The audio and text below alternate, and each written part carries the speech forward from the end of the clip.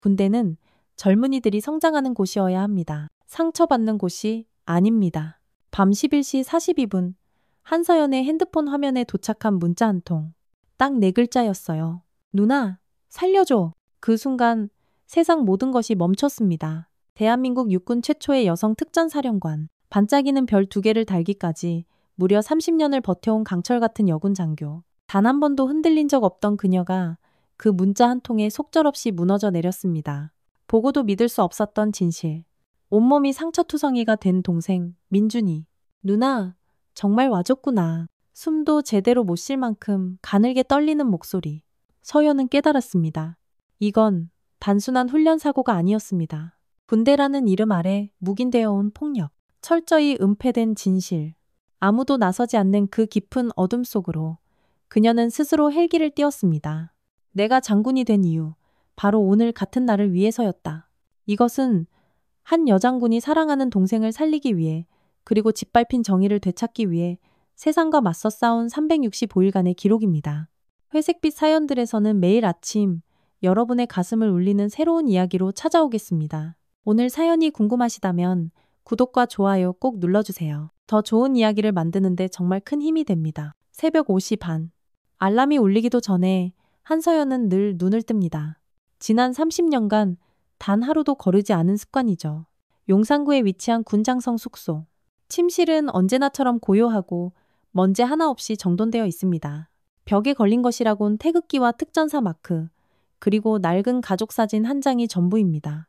사진 속엔 앳된 얼굴의 20살 서연과 이제 막 2돌이 지난 동생 민준이가 세상 가장 행복한 얼굴로 활짝 웃고 있습니다. 서연은 침대에서 일어나 창밖을 바라봅니다.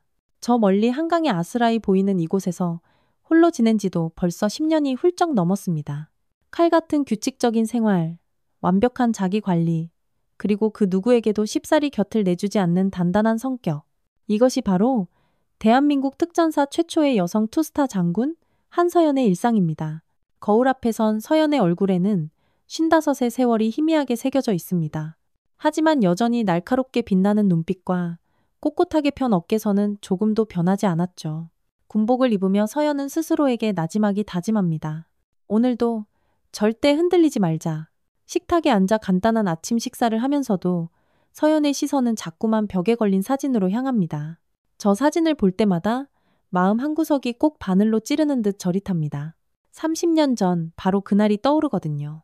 부모님이 갑작스러운 교통사고로 돌아가셨다는 소식을 들었을 때의 충격. 영안실에서 마주해야 했던 차가운 현실. 그리고 덩그러니 혼자 남겨진 2살배기 민준이의 서러운 울음소리까지. 언니, 이 아이는 이제 어떡하면 좋죠? 당시 20살을 간 넘긴 서연에게 친척들은 모두 그렇게 물었습니다. 하지만 서연은 단일 초도 망설이지 않았습니다. 제가 키울게요. 대학교 2학년을 마치자마자 사관학교에 지원한 것도 바로 그때였습니다. 오직 민준이에게 안정적인 울타리와 확실한 미래를 만들어주기 위해서였죠. 하지만 서연만이 알고 있는 무거운 비밀이 하나 있습니다. 민준이는 사실 서연의 친동생이 아닙니다. 오래전 세상을 떠난 친언니 서아가 결혼 전에 낳은 아이였거든요. 그 사실을 아셨던 부모님은 민준이를 당신들의 호적에 양자로 올리려던 참이었습니다. 하지만 갑작스러운 사고로 부모님마저 돌아가신 후 서연은 이 모든 무거운 진실을 혼자서 짊어져야만 했습니다. 민준이의 호적을 정리하면서도 그 누구에게도 차마 말할 수 없는 비밀이었죠. 이 사실은 민준이에겐 절대 말할 수 없어. 이 아이에게만큼은 내가 진짜 누나가 되어주자. 그때부터 서연의 삶은 완전히 뒤바뀌었습니다.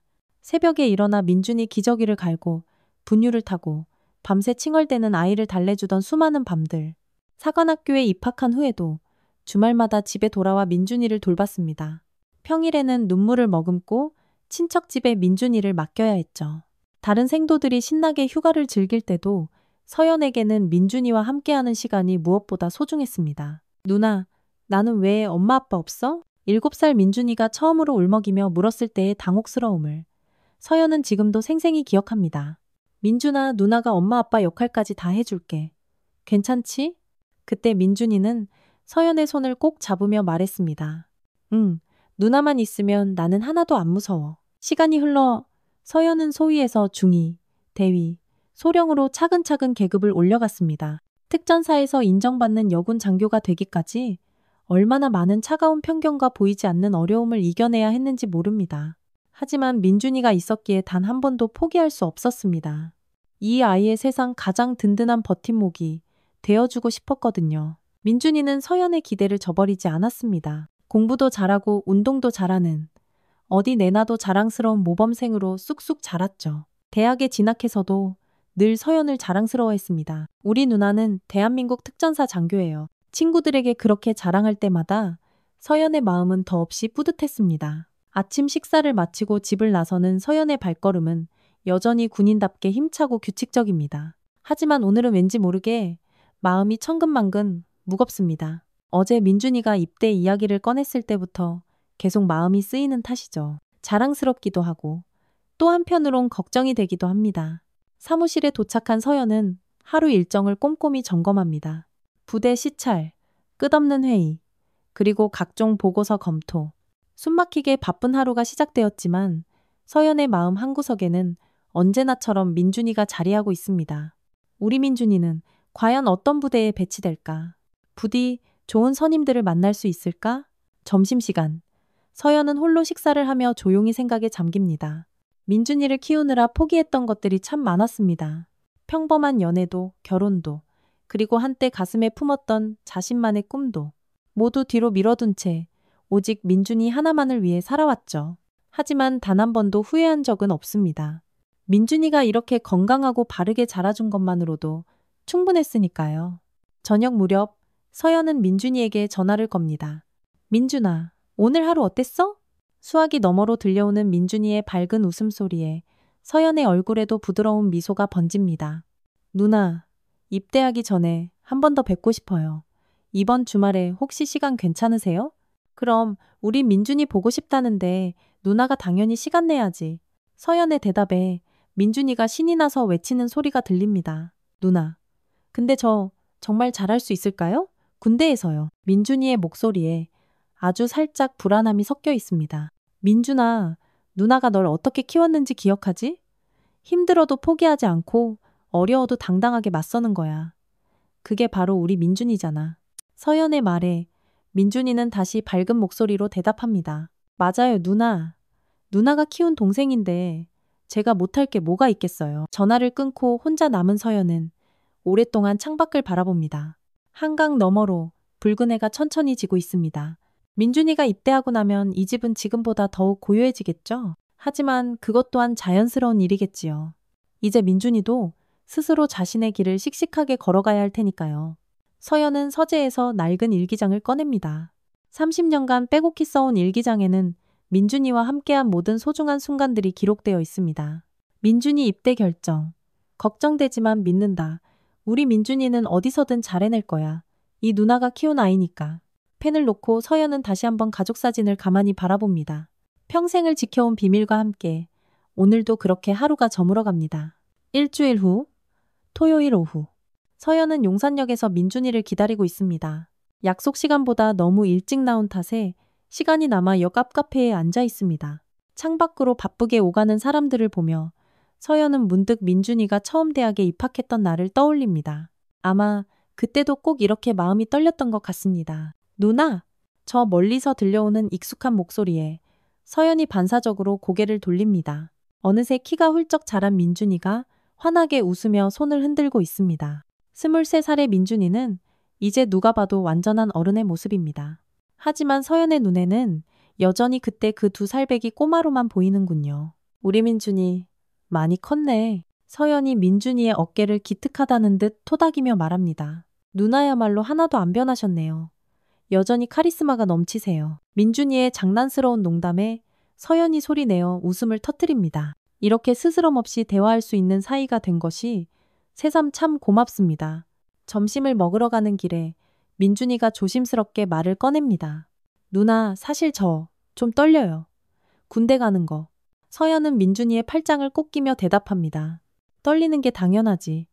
누나도 처음 사관학교 갈 때 얼마나 심장이 쿵쾅거렸는데. 식당에서 민준이가 제일 좋아하는 갈비탕을 주문한 후 서연은 민준이를 가만히 바라봅니다. 언제부터인가 민준이의 얼굴에서 먼저 세상을 떠난 언니 서아의 모습이 보이기 시작했습니다. 특히 웃을 때 살짝 접히는 눈매가 꼭 닮았습니다. 하지만 서연은 이런 생각을 서둘러 지워버립니다. 민준아, 군대에서 제일 중요한 게 뭔지 알지? 서연의 질문에 민준이가 고개를 갸우뚱합니다. 선후배 관계요? 그것도 중요하지만 제일 중요한 건 바로 너 자신을 지키는 거야. 억울한 일을 당해도 무조건 참기만 하면 안 돼. 정당하게 맞서야 해. 민준이는 진지한 얼굴로 서연의 말을 듣습니다. 누나가 항상 그렇게 가르쳐 주셨잖아요.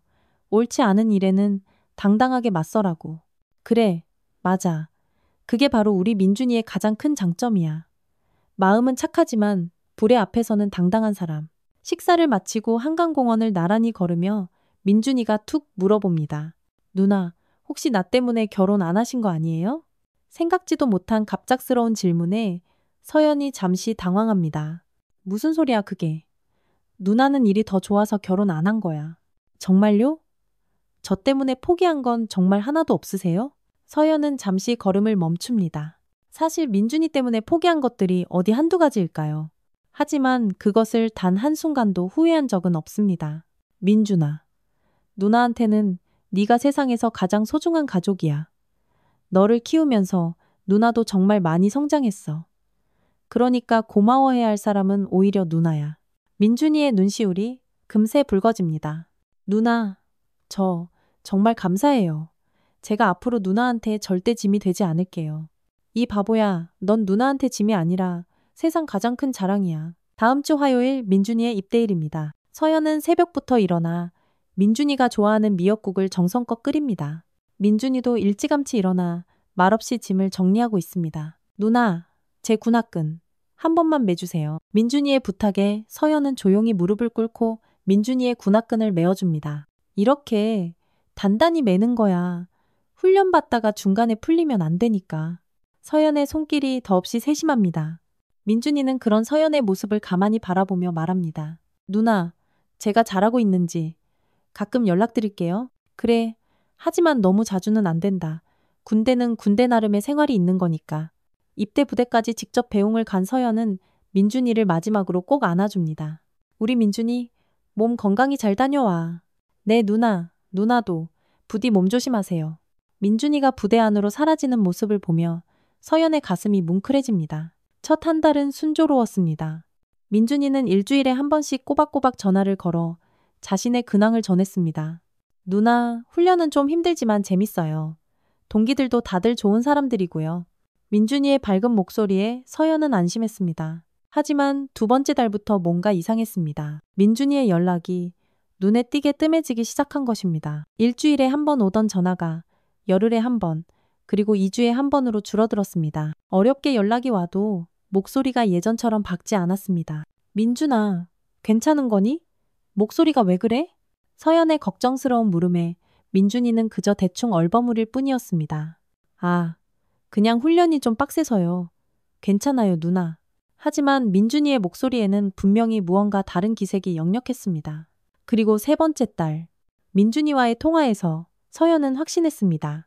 뭔가 단단히 잘못되고 있다는 것을. 민준아, 정말 괜찮은 거야? 누나한테 솔직히 말해봐. 무슨 일 있어? 누나, 정말 괜찮아요. 그냥 좀 피곤해서 그래요. 진짜예요. 하지만 민준이의 목소리 끝에는 숨길 수 없는 두려움이 짙게 섞여 있었습니다.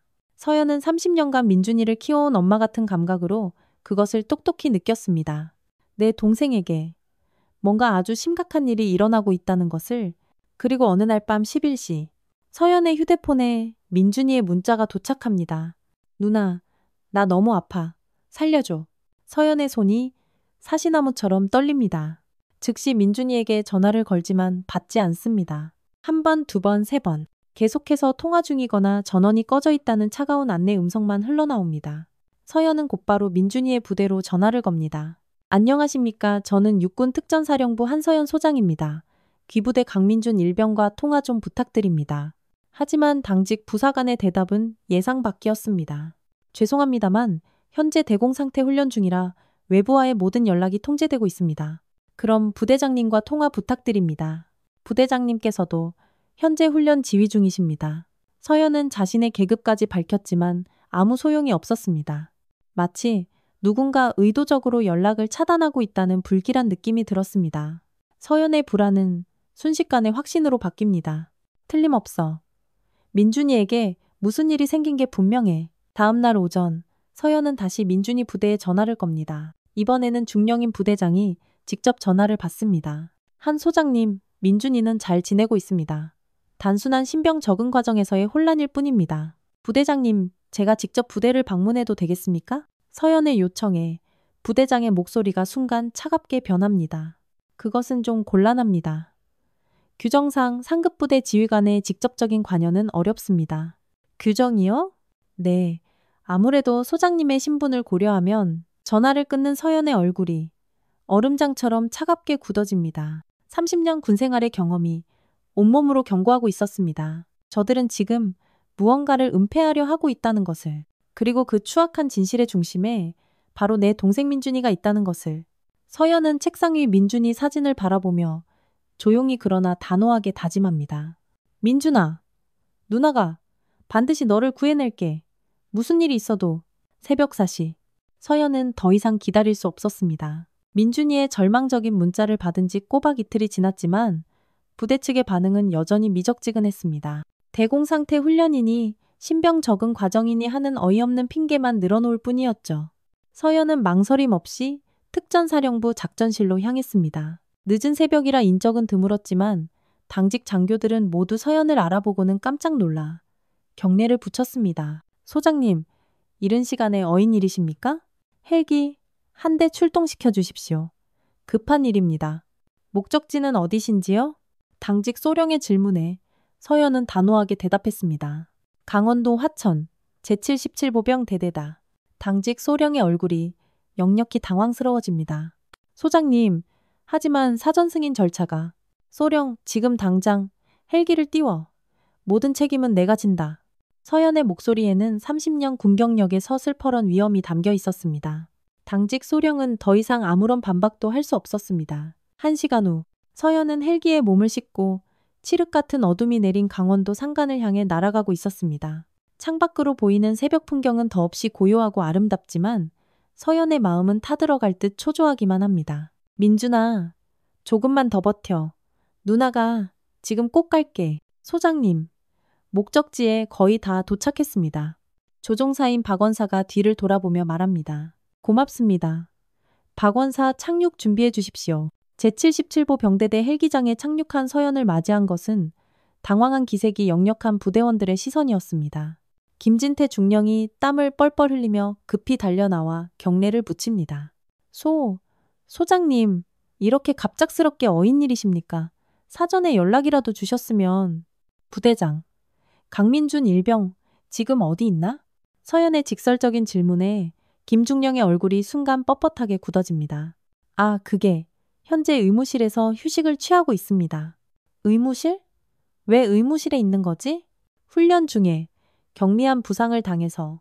김중령의 말이 채 끝나기도 전에 서연이 매서운 기세로 의무실 방향으로 걸어갑니다. 안내해. 김중령은 어쩔 수 없이 굳은 얼굴로 서연의 뒤를 따릅니다. 의무실 문을 열고 들어간 순간 서연이 보게 된 것은 너무나도 충격적인 광경이었습니다. 민준이가 침대에 힘없이 누워있는데 온몸에 시퍼런 멍자국이 선명했습니다. 얼굴은 퉁퉁 부어 있었고 손등에는 담뱃불로 지진 것으로 보이는 끔찍한 화상 자국까지 있었습니다. 민준아. 서연의 부름에 민준이가 힘겹게 눈을 뜹니다. 나? 민준이의 목소리는 거의 들리지 않을 정도로 작고 갈라져 있었습니다. 서연이 민준이 옆에 주저앉아 민준이는 그동안 참았던 눈물을 와르르 터뜨립니다. 누나, 정말 와줬구나. 민준이가 서연의 손을 필사적으로 붙잡으며 흐느낍니다. 서연의 가슴이 칼로 베는 듯 갈기갈기 찢어질 것 같습니다. 20년 넘게 눈에 넣어도 아프지 않을 만큼 애지중지 키워온 민준이가 이런 끔찍한 모습이 되다니. 민준아, 괜찮아. 이제 누나가 왔으니까 다 괜찮아. 그때 김중령이 뒤에서 조심스럽게 말을 꺼냅니다. 소장님, 이것은 단순한 훈련 과정에서 벌어진. 닥치시오. 서연의 서슬퍼런 목소리가 의무실 전체를 얼어붙게 만듭니다. 이게 훈련 과정이라고? 이게? 서연은 민준이의 상처를 하나하나 눈으로 확인합니다.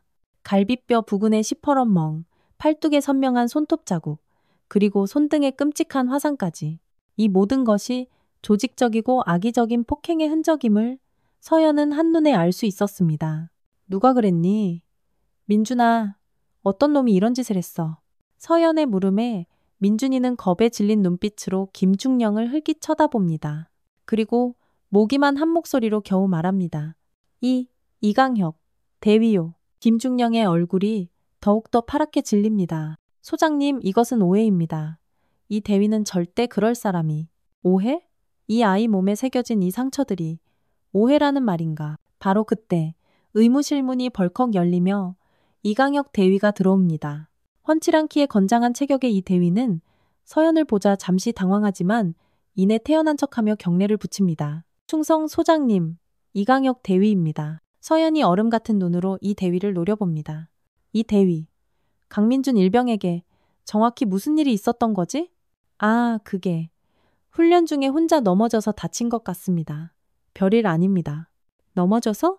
서연의 목소리에 숨길 수 없는 분노가 섞여 들어갑니다. 그럼 손등에 있는 이 화상 자국도 넘어져서 생긴 거라고 말할 셈인가?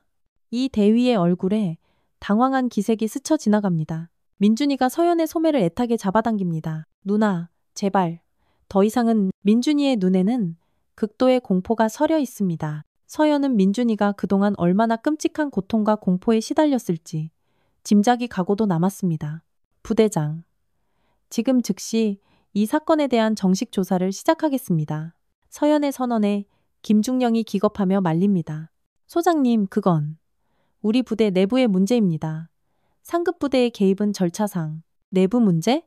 장병 폭행이 내부 문제라고? 서연의 목소리가 점점 더 커집니다. 그럼 이 아이가 죽을 때까지 기다리기라도 하란 말인가? 그때 이 대위가 비웃는 듯한 표정을 지으며 말합니다. 소장님, 군대라는 곳이 원래 다 그런 곳 아닙니까? 좀 거칠게 굴어야 애들 군기도 잡히고 그게 다 단련이 되는 거죠. 그 순간 서연의 인내심이 마침내 한계에 도달합니다. 이 대위, 지금 뭐라고 했나? 서연이 천천히 이 대위 앞으로 다가섭니다. 장병 폭행을 단련이라고 했나? 이 대위는 저도 모르게 뒤로 한 걸음 물러서며 말합니다. 아, 그게 아니라 제 말은 지금 즉시 이 대위를 구속하겠습니다. 서연의 명령에 의무실 안이 술렁입니다. 김중령이 급히 뜯어말립니다. 소장님, 잠깐만요. 이건 절차는 나중에 생각하지. 지금 당장은 이 아이의 안전이 최우선이다. 서연이 민준이의 손을 꼭 잡으며 말합니다. 민준아, 이제 정말 괜찮아. 누나가 모든 걸 제자리로 돌려놓을게. 하지만 이 대위는 여전히 어딘가 여유로운 표정입니다. 소장님, 저한테는 아주 든든한 뒷배경이 있습니다. 함부로 건드렸다간 소장님도 곤란해지실 겁니다. 그 말에 김중령도 마치 기다렸다는 듯 고개를 끄덕입니다. 서연은 이 대위의 말에 조금도 당황하지 않습니다. 30년 군 생활 동안 이런 협박은 수도 없이 겪어봤으니까요. 뒷배경? 그게 뭐든 상관없다. 정의 앞에서는 그 어떤 것도 통하지 않을 테니. 민준이가 서연의 손을 꼭 잡으며 불안하게 속삭입니다. 누나, 정말 괜찮을까요? 저 때문에 누나까지 피해보시는 거 아니에요? 민준아, 누나를 믿어. 누나가 반드시 널 지켜줄게. 반드시. 의무실 밖에서 웅성거리는 소리가 들려옵니다. 소란을 듣고 다른 간부들이 몰려오고 있는 것 같습니다. 서연은 각오를 다집니다. 그래, 이제부터가 진짜 싸움의 시작이다. 내 동생 민준이를 지키기 위한, 그리고 무너진 정의를 바로 세우기 위한 피할 수 없는 싸움이. 의무실 밖으로 나온 서연은 복도를 가득 메운 간부들과 마주했습니다. 대대 전체가 벌집을 쑤신 듯 술렁이고 있었습니다. 특전사 소장이 예고도 없이 갑자기 나타나 이런 소란을 피우고 있으니 어쩌면 당연한 일이겠죠. 하지만 서연에게는 그들의 따가운 시선 따위는 전혀 중요하지 않았습니다. 부대장, 지금 즉시 강민준 일병을 상급 병원으로 후송 조치하겠소. 서연의 단호한 명령에 김중령이 난색을 표합니다. 소장님, 그 정도로 심각한 상황은 아닙니다. 저희 부대 의무실에서 충분하다고? 저 아이의 상태를 직접 보고도 지금 그런 말이 나오는 겁니까? 최 대위가 옆에서 비아냥거리듯 끼어듭니다. 아이고 소장님, 너무 호들갑 떠시는 거 아닙니까? 군대에서. 이 정도 상처는 흔한 일이죠. 그 순간 서연의 눈빛이 칼날처럼 차갑게 변했습니다. 이대위, 다시 한번 그런 말을 짓거리면 그 자리에서 즉시 군사경찰을 부르겠다. 오후가 되자 서연은 부대 내에서 자체적으로 조사를 시작했습니다. 하지만 병사들은 마치 약속이라도 한 듯 모두 입을 굳게 다물고 있었습니다. 민준이와 같은 분대원들을 개별적으로 면담했지만 모두가 하나같이 아무것도 모른다는 말만 반복했습니다. 최지훈 일병, 정말 아무것도 보지 못했나? 서연의 질문에 최 일병은 고개를 푹 떨구며 대답합니다. 예, 저는 정말 아무것도 모릅니다. 하지만 그의 가늘게 떨리는 목소리와 불안한 눈빛이 모든 것을 말해주고 있었습니다. 간부들도 마찬가지였습니다. 소대장인 박중희는 민준이가 워낙 서툴러서 훈련 중에 혼자 다친 것 같다고 말했고, 행정보급관인 이 상사는 특별한 일은 전혀 없었다며 딱 잡아댔습니다. 마치 모두가 입이라도 맞춘 듯 똑같은 대답만 앵무새처럼 반복했습니다. 저녁 무렵 서연은 민준이와 단둘이 시간을 보냈습니다. 민준아, 이제 괜찮으니까 정확히 무슨 일이 있었는지 누나한테 전부 말해줄 수 있겠니? 민준이는 한참을 망설이다가 마침내 무겁게 입을 열었습니다. 처음에는 그냥 기합이었어요. 이강혁 대위가 내무반에서 팔굽혀펴기나 오리걸음 같은 걸 시키고 민준이의 목소리가 점점 더 작아집니다. 그런데 갈수록 점점 심해졌어요.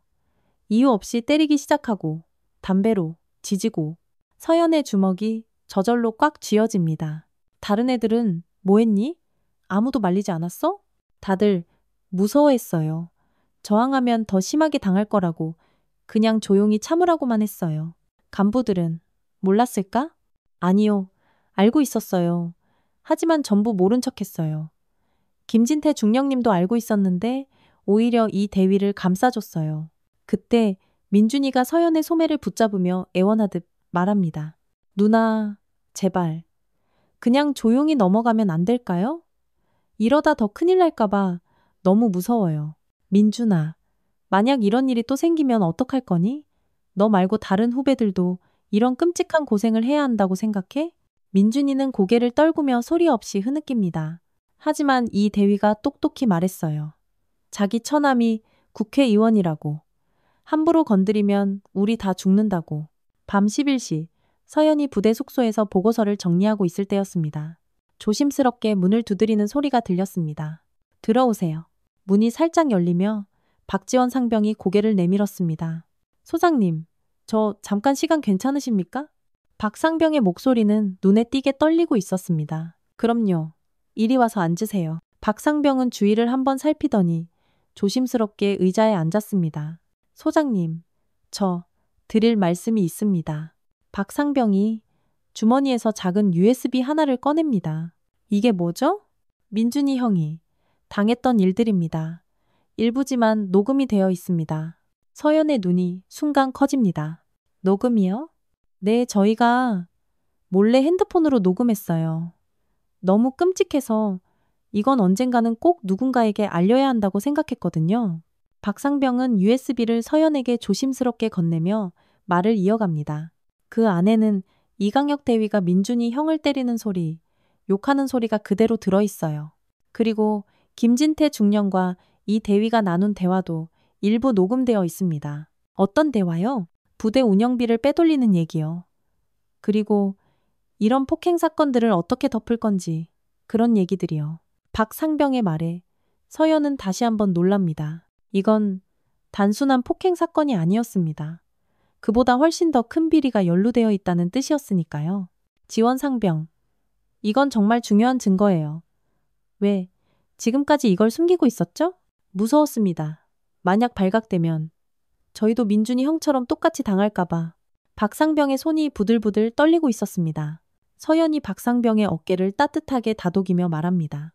정말 큰 용기 내주어서 고마워요. 이제 진실을 밝힐 수 있을 것 같아요. 소장님, 정말 이 일이 해결될 수 있을까요? 반드시 해결하겠습니다. 내가 약속드려요. 박상병이 떠난 후 서연은 곧바로 USB를 노트북에 꽂았습니다. 스피커를 통해 들려오는 음성은 그야말로 충격적이었습니다. 이 대위의 거친 욕설과 함께 민준이의 고통스러운 비명소리, 그리고 다른 병사들의 겁에 질린 숨소리가 생생하게 담겨 있었습니다. 야, 강민준. 네가 뭔데 군대에서 깝죽거려, 어? 이 대위의 비릿한 목소리가 들립니다. 대위님, 죄송합니다. 민준이의 힘없는 목소리가 이어집니다. 그리고 퍽 하는 둔탁한 소리와 함께 민준이의 고통스러운 신음소리가 들려왔습니다. 더 충격적인 것은 김진태 중령과 이강혁 대위의 대화였습니다. 이 대위, 좀 조심해. 안 그래도 요즘 감시 심하다고. 아이고, 중령님, 걱정 마십시오. 제 처남이 누굽니까? 국회의원입니다. 그래도 혹시 모르니.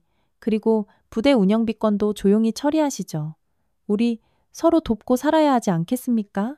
서연은 녹음 파일을 들으며 치밀어 오르는 분노를 가까스로 참았습니다.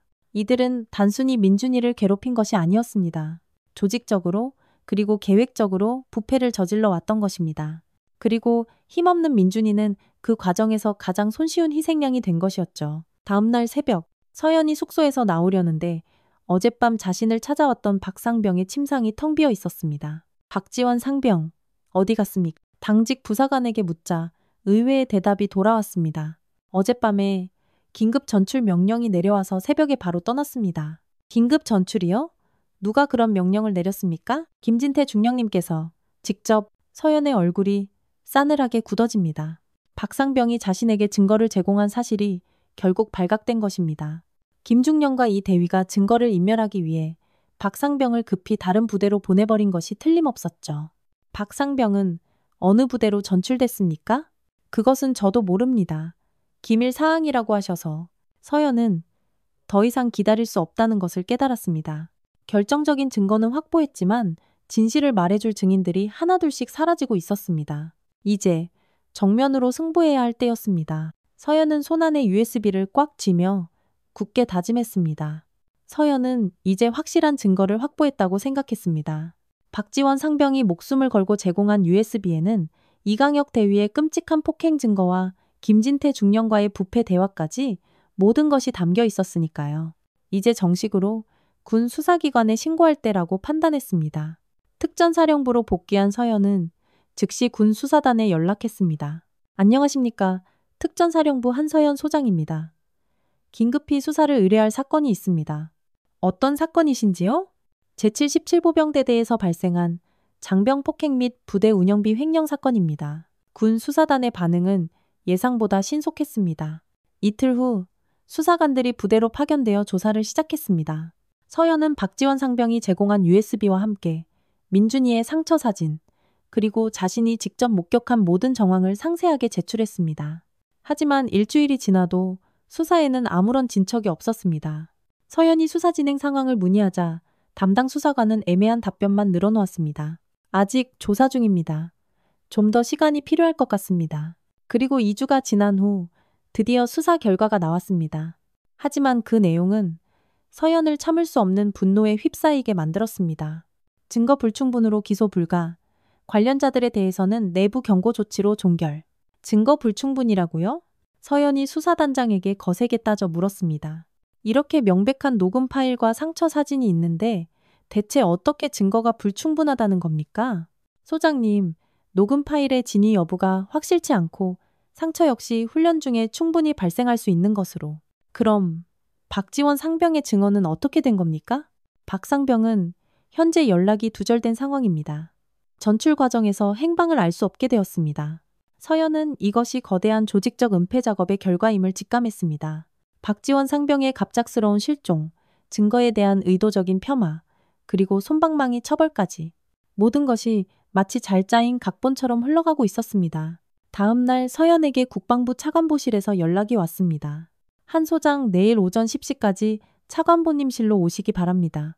섬뜩한 예감이 들었지만 서연은 거부할 수 없었습니다. 국방부 청사에 들어선 서연을 맞이한 것은 얼음장처럼 차가운 분위기였습니다. 차관보실 앞에서 기다리는 동안 복도를 지나가는 사람들의 시선이 모두 따갑게 느껴졌습니다. 마치 큰 문제를 일으킨 골칫덩어리를 보는 듯한 그런 시선이었죠. 들어오세요. 차관보실 문이 열리고 서연이 안으로 들어섭니다. 차관보 뒤로는 몇몇 고위 간부들이 딱딱한 표정으로 앉아 있었습니다. 한 소장, 앉으시오. 차관보의 목소리는 서늘하기만 했습니다. 이번 제77보병대대 사건에 대해 이야기 좀 해봅시다. 예, 차관보님. 소장. 헬기를 무단으로 출동시킨 것은 명백한 월권 행위요. 차관보님. 그것은 긴급 상황이었습니다. 제 동생이라고? 차관보가 눈썹을 치켜 올립니다. 군에서 지극히 개인적인 감정으로 공적 자원을 사용했다. 이 말이요? 서연의 가슴이 답답하게 막혀옵니다. 그렇지 않습니다. 명백한 장병 폭행 사건이었습니다. 하지만 수사 결과는 증거불충분으로 나오지 않았소? 그렇다면 소장의 판단이 잘못된 것 아니오? 옆에 앉아있던 인사참모부장이 말을 거듭니다. 한 소장, 이번 일로 군 내부에 아주 좋지 않은 소문이 돌고 있소. 장성이 개인적인 관계로 일선 부대에 압력을 넣었다는 그것은 사실이 아닙니다. 서연의 목소리가 저도 모르게 높아집니다. 저는 정당한 절차를 통해 정당한 절차? 차관보가 냉소적으로 웃습니다. 헬기 무단 출동이 정당한 절차란 말이요? 회의실의 분위기는 점점 더 서연에게 불리하게 돌아갔습니다. 한 소장, 솔직히 말해서 이번 일은 명백히 선을 넘은 행동이었소. 이 정도면 중징계감이야. 서연의 마음이 와르르 무너져 내리는 것 같았습니다. 짓밟힌 정의를 바로 세우려 했던 자신의 행동이 오히려 문제아 취급을 받고 있었습니다. 하지만 그 아이가 당한 일은 분명히 그 아이? 차관보가 비웃음을 흘립니다. 한 소장, 군대에는 수많은 그 아이들이 있소. 모든 개별 사안에 장성이 이렇게 직접 개입할 수는 없는 일 아니겠소? 회의가 끝난 후 서연은 텅 빈 복도를 걸으며 깊은 절망감에 빠졌습니다. 마주치는 동료 장성들마다 모두 약속이나 한 듯 시선을 피했습니다. 어떤 이는 뒤에서 수군거리며 말했습니다. 저러다가 조만간 별떼겠네. 특전사령부로 돌아온 서연에게는 더 큰 충격이 기다리고 있었습니다. 익명의 인터넷 커뮤니티에 자신을 비난하는 글들이 쉴 새 없이 쏟아져 나오고 있었던 것입니다. 장군 누나가 동생군 생활에 특혜줬다더라. 이게 진짜 금수저 군대지. 소장이 헬기 띄어서 동생 구하러 갔다는데 이거 실화임? 악의적인 댓글들이 꼬리에 꼬리를 물고 달리고 있었습니다. 더 충격적인 것은 같은 부대 간부들의 싸늘한 반응이었습니다. 평소 친하게 지내던 동료들마저 노골적으로 서연을 피하기 시작했습니다. 한 소장 너무 감정적으로 대응한 거 아니야? 이번 일로 우리 부대 전체 이미지까지 나빠졌잖아. 저녁에 민준이에게서 전화가 왔습니다. 누나, 인터넷에 올라온 글들 다 봤어요. 민준이의 목소리는 깊은 죄책감으로 가득 차 있었습니다. 저 때문에 누나가 이런 험한 일을 당하시다니 정말 죄송해요. 민준아, 그건 네 잘못이 아니야. 누나가 옳다고 생각하는 일을 한 것뿐이야. 하지만 누나, 정말 괜찮으세요? 혹시 징계받으시는 거 아니에요? 서연은 차마 대답할 수 없었습니다.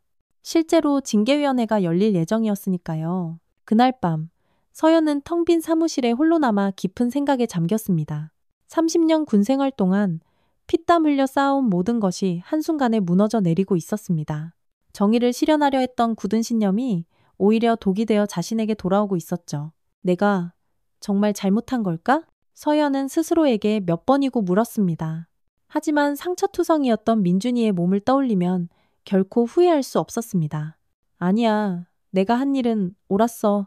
절대로 여기서 포기할 수는 없어. 하지만 현실은 너무나도 냉혹했습니다. 이강혁 대위는 여전히 부대에서 아무 일 없다는 듯 활개를 치고 있었고 김진태 중령 또한 아무런 처벌을 받지 않았습니다. 오히려 서연만이 문제를 일으킨 장본인으로 몰리고 있었죠. 서연은 책상 위에 놓인 자신의 계급장을 가만히 바라봅니다. 반짝이는 별 2개가 달린 소장 계급장. 이것을 얻기 위해 얼마나 많은 피와 땀과 눈물을 흘렸는지 모릅니다. 하지만 이 계급장이 피투성이가 되었던 내 동생 민준이보다 소중할 수는 없었습니다. 그래, 이 계급장을 벗을 각오로 끝까지 한번 가보자. 서연은 다시 한번 마음을 굳게 다잡았습니다. 비록 세상 모든 사람이 자신에게 등을 돌리더라도 혼자서라도 이 추악한 진실을 반드시 밝혀내겠다고. 그것이 사랑하는 동생 민준이에게 그리고 자기 자신에게 할 수 있는 최선이었습니다. 마침내 징계위원회 날짜가 잡혔습니다. 일주일 후 금요일, 서연의 운명이 결정될 예정이었습니다. 주변 사람들은 모두 서연에게 그냥 사과하고 조용히 넘어가는 게 어떻겠냐고 조언했습니다. 한 소장, 이제 그만 접어. 더 이상 가봤자 그건 자살행위나 마찬가지야. 하지만 서연의 마음은 조금도 변하지 않았습니다. 민준이는 여전히 그날의 끔찍한 트라우마에 시달리고 있었고 이강혁 대위는 아무렇지 않게 부대에서 생활하고 있었습니다. 이런 말도 안 되는 상황에서 절대로 포기할 수는 없었죠. 수요일 저녁 서연이 집에서 징계위원회에 제출할 자료를 정리하고 있을 때였습니다. 띵 하고 이메일 알림이 울렸습니다. 발신자는 정의는 살아있다였고 제목은 보내드립니다. 제가 할 수 있는 마지막입니다. 였습니다. 서연은 조심스럽게 이메일을 열어보았습니다. 내용은 짧고 간결했습니다. 소장님, 당신의 용기 있는 행동에 진심으로 감사드립니다. 첨부 파일을 확인해 보십시오. 저도 더 이상은 침묵할 수 없습니다. 첨부 파일은 동영상 파일 하나였습니다. 서연이 파일을 실행한 순간 그녀는 자신의 눈을 의심할 수밖에 없었습니다. 제77 보병대대 내무반에서 몰래 촬영된 것으로 보이는 영상이었는데 이강혁 대위가 민준이를 포함한 여러 병사들을 집단으로 폭행하는 모습이 너무나도 선명하게 담겨 있었습니다. 야, 이 새끼들아. 똑바로 안 해? 군기가 아주 개판이구만. 이 대위의 거친 목소리가 스피커를 뚫고 울려 퍼집니다. 병사들은 바닥에 엎드려 팔굽혀펴기를 하고 있었는데 자세가 흐트러질 때마다 가차없이 발로 차고 주먹으로 때렸습니다. 그리고 더욱 충격적인 장면이 이어졌습니다. 이 대위가 담배를 피우며 민준이에게 다가가더니 이내 담뱃불로 민준이의 손등을 지지는 모습이 고스란히 담겨 있었습니다. 아, 민준이의 찢어지는 비명소리가 들렸고 다른 병사들은 겁에 질린 채 그저 바라보고만 있었습니다. 이런 꼴 당하고도 밖에다 신고하면 그때는 지금보다 더 심하게 당할 줄 알아. 알겠어? 이 대위의 섬뜩한 협박에 병사들은 그저 고개만 끄덕일 뿐이었습니다. 영상 마지막에는 이 대위가 입에 담지 못할 음담 패설을 늘어놓으며 병사들을 희롱하는 모습까지 담겨 있었습니다. 서연의 손이 부들부들 떨렸습니다. 이것은 결정적인 증거였습니다.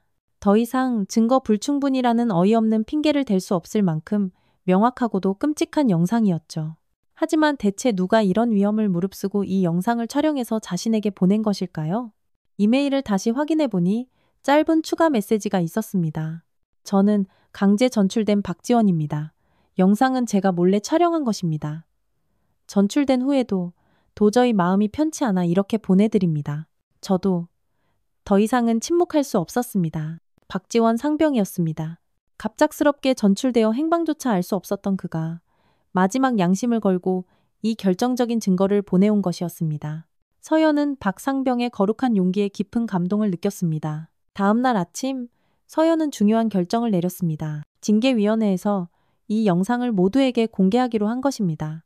국방부의 가장 높은 고위 간부들 앞에서 추악한 진실을 낱낱이 드러내 보이겠다는 각오였죠. 금요일, 마침내 징계위원회가 열렸습니다. 국방부 대회의실에는 차관보를 비롯해 각 군의 고위 장성들이 모두 참석했습니다. 분위기는 예상대로 얼음장처럼 차가웠습니다. 모두가 서연을 문제를 일으킨 골칫덩어리로 보고 있었죠. 한 소장, 본인의 행동에 대해 해명해 보시오. 위원장인 차관보의 말에 서연이 천천히 자리에서 일어났습니다. 위원장님, 저에게는 정당한 이유가 있었습니다. 그 증거를 지금 바로 보여드리겠습니다. 서연이 노트북을 꺼내자 위원들이 웅성거렸습니다. 또 무슨 변명을 하려는 건가? 이미 수사 결과까지 다 나오지 않았나? 하지만 서연은 조금도 개의치 않고 영상을 재생했습니다. 대회의실에 이강혁 대위의 거친 목소리가 울려 퍼졌습니다. 야, 너희들 똑바로 안 해. 그리고 곧바로 이어지는 끔찍한 집단 폭행 장면. 위원들의 표정이 점점 굳어가기 시작했습니다. 민준이가 담뱃불에 손등을 지져지는 장면이 나오자 회의실은 완전히 찬물을 끼얹은 듯 조용해졌습니다. 몇몇 위원들은 참아보지 못하고 고개를 돌렸고 차관보의 얼굴도 하얗게 질려 있었습니다. 영상이 끝나자 회의실에는 무거운 정적만이 감돌았습니다. 서연이 마침내 입을 열었습니다. 위원장님, 이것이 제가 헬기를 무단으로 출동시킨 이유입니다. 이런 끔찍한 일을 당한 제 동생을 저는 그냥 두고 볼 수만은 없었습니다. 이 영상은 대체 어디서 구한 것이요? 차관보가 떨리는 목소리로 물었습니다. 이 사건의 또 다른 피해자가 직접 보내준 것입니다. 더 이상은 침묵할 수 없다면서요. 인사참모부장이 급히 말했습니다. 이 영상의 진위를 먼저 확인해야 합니다. 조작되었을 가능성도. 조작이라고요? 서연의 목소리가 칼날처럼 날카롭게 높아졌습니다. 두 눈으로 직접 보시지 않았습니까? 저 아이의 고통을, 저 아이의 비명을. 회의실의 분위기가 순식간에 완전히 바뀌었습니다. 처음에는 서연을 문제아로만 보던 위원들도 이제는 사건의 엄청난 심각성을 깨닫기 시작했습니다. 정말 이런 일이 실제로 일어났다는 말인가? 서연은 계속해서 말했습니다. 이것은 단순한 개인적 감정 개입이 아닙니다. 군대의 기본 질서와 장병의 인권이 송두리째 무너진 심각한 상황이었습니다. 제가 만약 개입하지 않았다면 분명 더 큰 사고가 났을지도 모릅니다. 차관보가 다른 위원들과 잠시 시선을 나누더니 조심스럽게 말했습니다. 한 소장, 이 영상을 언론에 공개할 생각은 없겠지? 그것은 서연이 대답하려는 바로 그 순간 회의실 문이 벌컥 열렸습니다. 죄송합니다. 긴급 상황입니다. 한 참모가 급히 들어와 차관보의 귀에 대고 속삭였습니다. 차관보의 얼굴이 더욱더 새파랗게 질렸습니다. 뭐라고? 벌써? 참모가 태블릿을 내밀었습니다. 화면에는 포털 사이트 실시간 검색어 순위가 떠 있었습니다. 1위 군대 집단 폭행 영상, 2위 한서연 소장, 3위 제77 보병대대. 영상이 유출됐습니다. 이미 SNS와 각종 커뮤니티에서 수백만 조회수를 기록하고 있습니다. 참모의 보고에 회의실이 발칵 뒤집혔습니다. 서연도 깜짝 놀랐습니다. 자신은 영상을 공개하지 않았는데 대체 어떻게 유출된 것일까요? 그때 서연의 휴대폰에 짧은 문자가 도착했습니다. 박지원 상병이었습니다. 소장님, 저도 이 영상을 다른 곳에 보냈습니다. 이런 끔찍한 일이 다시는 일어나지 않도록 하기 위해서입니다. 죄송합니다. 차관보가 서연을 매섭게 노려봤습니다. 한 소장, 이게 전부 계획된 일이었소? 아닙니다. 저도 정말 몰랐습니다. 하지만 결과적으로는 그때 또 다른 참모가 헐레벌떡 뛰어들어왔습니다. 차관보님, 대통령실에서 연락 왔습니다. 즉시 보고하라고 하십니다. 상황이 걷잡을 수 없이 커지고 있었습니다. 서연은 예상치 못한 상황 전개에 당황했지만 한편으로는 깊은 안도감도 들었습니다. 이제 더 이상은 이 진실을 숨길 수 없게 되었으니까요. 짓밟였던 진실은 반드시 밝혀질 것이고 내 동생 민준이가 당했던 그 끔찍한 고통도 결코 헛되지 않을 것입니다. 회의는 급히 중단되었고 서연은 복잡한 심정으로 회의실을 나왔습니다. 복도에서 마주친 동료 장성이 혀를 차며 말했습니다. 한 소장, 이제 진짜 큰일 났네. 전국적인 이슈가 돼버렸어. 서연은 담담하게 대답했습니다. 오히려 그게 더 좋습니다. 이제 아무도 이 진실을 숨길 수 없게 되었으니까요. 영상 유출 이후 불과 사흘 만에 대한민국 전체가 들썩였습니다. 모든 뉴스 채널에서 연일 이 사건을 대서특필했고 SNS에서는 한서연 소장을 지지합니다. 라는 해시태그가 실시간 트렌드 1위를 기록했습니다. 수백만 명의 국민들이 영상을 보고 함께 분노했습니다. 이게 21세기 대한민국 군대의 현실이라니. 한서연 소장이야말로 진짜 군인이다. 제2, 제3의 민준이가 더 이상 나와서는 안 된다. 처음에는 서연을 비난했던 여론도 순식간에 180도 뒤바뀌었습니다. 월요일 오전 청와대에서 긴급회의가 열렸습니다. 대통령이 직접 엄중히 지시한 것이었습니다. 이 사건을 한 점 의혹 없이 철저히 조사하고 관련자 전원을 지휘고하를 막론하고 엄중히 처벌하라. 그리고 한서연 소장의 행동은 오히려 칭찬받아 마땅한 일이다. 국방부 장관은 급히 대국민 기자회견을 열었습니다. 정부는 이번 사건을 매우 엄중하고 심각하게 받아들이고 있습니다. 대통령 직속 특별감찰단을 즉시 구성하여 성역 없는 철저한 수사를 진행하겠습니다. 같은 시간 제77보 병대대는 완전히 발칵 뒤집어졌습니다. 특별감찰단이 부대로 들이닥쳐 압수수색을 시작했고 이강혁 대위와 김진태 중령은 그 자리에서 즉시 구금되었습니다. 더 이상 그들이 믿었던 뒷배경이나 인맥은 아무런 소용이 없었습니다. 최 대위가 감찰단에 끌려가면서 악을 쓰며 소리쳤습니다. 이게 뭐야? 놔. 나는 억울하다고. 내 처남이 누군지 알아? 하지만 감찰단장은 얼음처럼 차가운 목소리로 대답했습니다. 당신 처남이 대통령이라도 소용없습니다. 법 앞에서는 모두가 평등합니다. 김중령도 마찬가지였습니다. 이건 과도한 처벌이야. 군대에서 이 정도 일은 흔한 일 아닌가? 흔한 일이요? 감찰관이 영상을 보여주며 말했습니다. 이게 정말 흔한 일이라고 생각하십니까? 수사 과정에서 더욱 충격적인 사실들이 속속 드러났습니다. 이 대위의 끔찍한 폭행은 민준이만이 아니라 부대 내 다수의 병사들에게 상습적으로 가해졌던 것이었습니다. 그리고 김중령은 부대 운영비를 수시로 빼돌려 개인적인 용도로 사용해왔습니다. 부대 내 다른 간부들도 줄줄이 소환되어 조사를 받았습니다. 폭행을 보고도 못 본 척했던 간부들은 직무유기죄로, 은폐에 가담했던 간부들은 공범으로 각각 기소되었습니다. 더 이상 모른 척할 수 없게 된 것입니다. 한 주가 지나자 사건의 전모가 명확히 드러났습니다. 이것은 단순한 개인의 일탈이 아니라 조직적인 폭력과 뿌리 깊은 부패가 낳은 끔찍한 결과였습니다.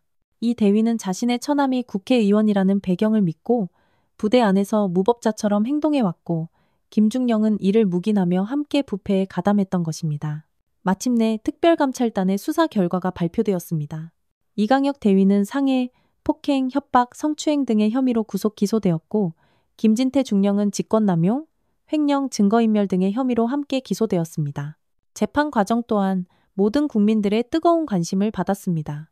법정에 선 이 대위는 마지막까지도 반성하지 않았습니다.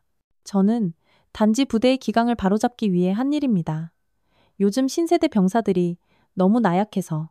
하지만 판사가 법정에서 영상을 재생하자 이 대위는 더 이상 아무 말도 잇지 못했습니다. 민준이도 증인으로 출석했습니다. 떨리는 목소리로 당시의 끔찍했던 상황을 증언했습니다. 매일매일이 지옥 같았습니다. 언제 또 맞을지, 언제 또 어떤 괴롭힘을 당할지 모르는 끔찍한 두려움 속에서 살았습니다. 왜? 바로 신고하지 않았습니까? 판사의 질문에 민준이가 대답했습니다. 신고하면 더 심한 보복을 당할 거라고 협박받았습니다. 그리고 아무도 제 말을 믿어주지 않을 거라고 생각했습니다. 서연도 증인으로 출석했습니다. 저는 단순히 제 동생 한 명을 구하려 한 것이 아닙니다. 이런 끔찍한 일이 우리 군대에서 다시는 일어나지 않도록 하고 싶었습니다. 서연의 진심 어린 증언에 방청석에서 뜨거운 박수가 터져 나왔습니다. 박지원 상병도 용기를 내어 법정에 섰습니다. 저는 더 이상 침묵할 수 없었습니다. 제 동료가 눈앞에서 고통받는 모습을 그저 보고만 있을 수는 없었습니다. 박 상병의 용기 있는 증언은 사건의 진실을 밝히는 결정적인 증거가 되었습니다. 마침내 재판부는 엄중한 판결을 내렸습니다. 이강혁 대위에게는 징역 6년이 선고되었습니다.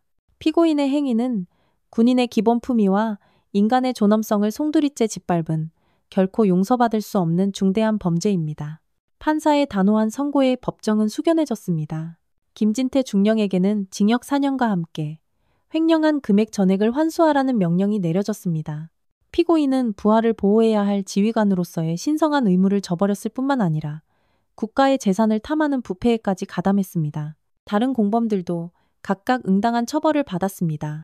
폭행을 보고도 못 본 척했던 간부들은 강등 처분과 함께 불명예 전역 조치되었습니다. 보고도 못 본 척하는 건 역시 명백한 범죄라는 메시지가 우리 사회에 명확히 전달된 순간이었습니다. 판결 후 법정을 나서는 서연에게 기자들이 구름처럼 몰려들었습니다. 소장님, 소감 한 말씀만 부탁드립니다. 서연은 잠시 생각하더니 담담하게 입을 열었습니다. 정의는 때로는 더딜 수는 있어도 결코 사라지지는 않는다는 것을 다시 한번 확인했습니다. 하지만 이것으로 끝이 아닙니다. 이런 비극이 다시는 일어나지 않도록 우리 사회 전체가 함께 노력하는 것이 앞으로 남은 우리의 숙제입니다. 이 사건을 계기로 군대 내 인권개혁이 본격적으로 시작되었습니다. 국방부는 전 부대를 대상으로 긴급 인권교육을 실시했고 보다 신속하고 안전한 신고체계를 구축했습니다. 무엇보다 군대 내 인권침해 사건을 독립적으로 감찰하고 조사하는 군인권감찰관이라는 새로운 직책이 신설되었습니다. 민준이는 안전한 부대로 소속을 옮겨 남은 복무를 무사히 마쳤습니다. 심리치료도 꾸준히 받으며 그날의 끔찍한 트라우마를 조금씩 극복해 나갔습니다. 누나 덕분에 새로운 부대에서 정말 좋은 선임들을 만났어요. 한 달 후 서연에게 아주 특별한 제안이 왔습니다. 대통령 직속으로 신설된 국가군인권위원회의 초대 위원장직이었습니다. 한 소장의 용기와 신념이 우리 군대를 바꾸는 중요한 첫걸음이 되었습니다. 앞으로도 계속해서 이 길을 굳건히 걸어주시기 바랍니다. 서연은 한참을 고민한 끝에 그 제안을 받아들였습니다. 이제 개인적인 싸움이 아니라 이 땅의 모든 장병들을 위한 더 큰 싸움을 해야 할 때였습니다. 제가 겪었던 아픈 일이 다른 평범한 가족들에게는 다시는 일어나지 않도록 하겠습니다. 취임 기자회견에서 서연은 굳게 다짐했습니다. 이제 더 이상은 침묵하지 않겠습니다. 제 동생 같은 피해자가 이 땅에 다시는 없도록 만들겠습니다. 그 말에 기자회견에 참석한 모든 사람들이 뜨거운 박수를 보냈습니다. 6개월 후 서연은 대통령 직속 국가군인권위원회 위원장으로서 완전히 새로운 삶을 살고 있었습니다. 용산구에 위치한 인권위원회 사무실은 매일 전국 각지에서 오는 신고 전화와 이메일로 쉴 틈 없이 분주했습니다. 이제 더 이상 그녀 혼자만의 싸움이 아니었습니다. 위원장님, 이번 주에만 신고 접수가 무려 47건입니다. 김 과장이 보고서를 들고 왔습니다. 작년 같은 기간보다 300%나 증가했네요. 서연은 복잡한 심정으로 자료를 검토했습니다. 신고가 늘어난 것이 아직도 문제가 많다는 뜻인지 아니면 이제는 신고할 용기가 생겼다는 뜻인지 판단하기 어려웠습니다. 하지만 긍정적인 변화도 분명히 있습니다. 김 과장이 덧붙였습니다. 예전에는 신고를 해도 묵살되거나 오히려 보복을 당하는 경우가 대부분이었는데 이제는 신고 즉시 조사가 들어가고 처벌도 아주 확실하게 이루어지고 있습니다. 서연은 고개를 끄덕였습니다. 지난 6개월 동안 인권위원회를 통해 처리된 사건들은 모두 공정하고 신속하게 해결되었습니다. 가해자들은 엄중한 처벌을 받았고 피해자들은 적절한 보호와 전문적인 치료를 받을 수 있었습니다. 그 중에서도 가장 기억에 남는 것은 위원회가 맡았던 첫 번째 사건이었습니다. 경기도의 한 부대에서 발생한 집단 따돌림 사건이었는데 피해 병사가 극단적인 선택을 시도했던 아주 심각한 상황이었습니다. 예전 같았으면 개인적인 문제로 치부되며 조용히 덮였을지도 모를 사건이었습니다. 하지만 이제는 달랐습니다. 서연이 직접 현장에 가서 조사를 지휘했고 가해자들은 모두 군사법정에 회부되었습니다. 피해 병사는 현재 전문적인 치료를 받으며 건강하게 회복 중이었고 문제가 되었던 그 부대는 이제 인권교육 모범부대로 완전히 거듭났습니다. 위원장님, 민준 씨한테서 연락 왔습니다. 비서가 전화를 건네주었습니다. 서연은 반가운 마음으로 전화를 받았습니다. 민준아, 어떻게 지내니? 누나, 저 지금 저녁 준비하고 있어요. 이제 딱 한 달 남았거든요. 민준이의 목소리는 예전처럼 밝고 씩씩했습니다. 새로운 부대에서의 생활이 그를 많이 변화시켰습니다. 지금 부대 선임들은 정말 다들 천사 같아요. 저도 후임들한테 절대 그런 나쁜 일 없도록 잘 챙겨주고 있고요. 정말 다행이다.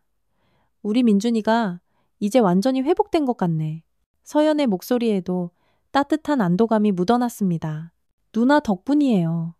그때 누나가 아니었다면 저는 아마 그런 말 하지 마. 이제 다 지난 일이야. 민준이는 잠시 망설이더니 조심스럽게 말을 이어갔습니다. 누나, 저 전역하면 저도 누나처럼 다른 사람들을 도와주는 일을 하고 싶어요. 제가 겪었던 아픔이 헛되지 않도록요. 정말? 서연이 깜짝 놀랐습니다. 어떤 일을 생각하고 있는데? 군 인권 관련 NGO 같은 곳에서 일하고 싶어요. 피해자들 상담도 해주고 법적인 지원도 도와주고요. 제가 직접 겪었던 일이니까 누구보다 더 잘 이해할 수 있을 것 같아요. 서연의 눈시울이 뜨거워졌습니다. 그토록 힘들어했던 민준이가 이제는 다른 사람들을 돕겠다고 말하다니. 민준아, 정말 자랑스럽다. 하지만 너무 무리하지는 마. 아직 완전히 회복된 게 아닐 수도 있으니까. 괜찮아요, 누나. 오히려 이런 의미 있는 일을 하는 게 저한테 더 큰 도움이 될 것 같아요. 제 아픈 경험이 또 다른 누군가에게는 희망이 될 수도 있잖아요. 전화를 끊고 서연은 오랫동안 깊은 생각에 잠겼습니다. 민준이의 변화가 너무나 기특하고 대견했습니다. 끔찍한 사건의 피해자에서 이제는 다른 피해자들을 돕는 사람이 되려 하다니. 이것이야말로 진정한 회복이 아닐까요? 오후에 서연은 국정감사에 참석했습니다. 국회 국방위원회에서 군 인권 개선 현황을 보고하는 자리였습니다. 의원들의 날카로운 질문이 이어졌습니다. 위원장님, 지난 6개월간의 성과를 구체적으로 말씀해 주시죠. 네, 의원님. 우선 신고 건수가 과거에 비해 크게 늘어났습니다. 이는 군인권위원회에 대한 장병들의 신뢰도가 그만큼 높아졌다는 의미로 해석됩니다. 그리고 사건 처리 기간도 평균 7일 이내로 대폭 단축되었습니다. 처벌 수위는 어떻습니까? 가해자에 대한 처벌이 대폭 강화되었습니다. 과거에는 경고나 주의 조치에 그쳤던 사안들도 이제는 강등이나 불명예 전역 조치가 내려지고 있습니다. 한 의원이 날카로운 질문을 던졌습니다. 하지만 일각에서는 처벌이 너무 과도하다는 지적도 있는데요. 서 의원은 단호하게 대답했습니다. 의원님, 인간의 존엄성을 짓밟는 행위에 과도한 처벌이란 있을 수 없습니다.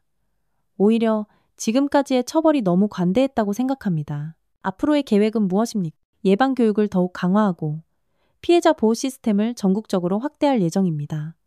그리고 무엇보다 낡은 문화를 바꾸는 것이 중요합니다. 폭력을 당연하게 여기는 잘못된 군대 문화를 뿌리부터 근절해야 합니다. 국정감사가 끝난 후 서현은 기자들과 만났습니다. 위원장님, 6개월간 일하시면서 가장 기억에 남는 일이 있다면 무엇인가요? 모든 사건 하나하나가 다 기억에 남지만 특히 피해자들이 아픔을 딛고 회복되어가는 모습을 볼 때 가장 큰 보람을 느낍니다. 개인적으로는 어떠세요? 민준 씨는 잘 지내고 계신가요? 네, 이제 완전히 회복되었습니다. 오히려 다른 피해자들을 돕고 싶다고 말할 정도로요. 그게 저에게는 가장 큰 자랑이고 기쁨입니다. 마지막으로 국민들께 하고 싶은 말씀이 있다면요? 서연은 잠시 생각하더니 진심을 담아 말했습니다. 군대는 우리 젊은이들이 성장하는 곳이어야 합니다. 상처받는 곳이 아니라요. 이 땅의 모든 부모님들이 안심하고 자녀를 군대에 보낼 수 있는 바로 그날까지 저와 우리 위원회는 최선을 다해 노력하겠습니다. 저녁에 집으로 돌아온 서연은 거실 벽에 걸린 낡은 가족 사진을 바라봤습니다. 예전과 똑같은 사진이지만 이제는 전혀 다른 의미로 다가왔습니다. 더 이상 혼자서만 짊어져야 할 무거운 비밀이 아니라 그 어떤 시련 속에서도 끊어지지 않는 사랑의 끈이었습니다. 책상에 앉아 일기를 쓰면서 서연은 지난 1년을 조용히 돌아봤습니다. 민준이의 끔찍한 고통으로 시작된 일이 이제는 수많은 장병들의 희망이 되었습니다. 한 개인의 아픔이 우리 사회 전체를 변화시키는 거대한 동력이 된 것입니다. 민준아, 네가 겪었던 그 고통이 결코 헛되지 않았어. 서연은 혼잣말로 나지막이 중얼거렸습니다. 이제 너 같은 아픔을 겪는 아이들이 이 땅에 다시는 생기지 않을 거야. 이 누나가 꼭 약속할게. 일기장의 마지막 문장을 쓰며 서연은 희미하게 미소를 지었습니다. 오늘도 정의로운 하루였다. 내일도 멈추지 않고 계속 걸어가자. 30년간 오직 군인으로만 살아온 서연에게 완전히 새로운 사명이 시작된 것입니다. 이제는 어깨 위의 계급장이 아니라 가슴속의 뜨거운 신념으로, 권력이 아니라 사랑으로 세상을 조금씩 바꿔나가는 진정한 리더가 된 것입니다.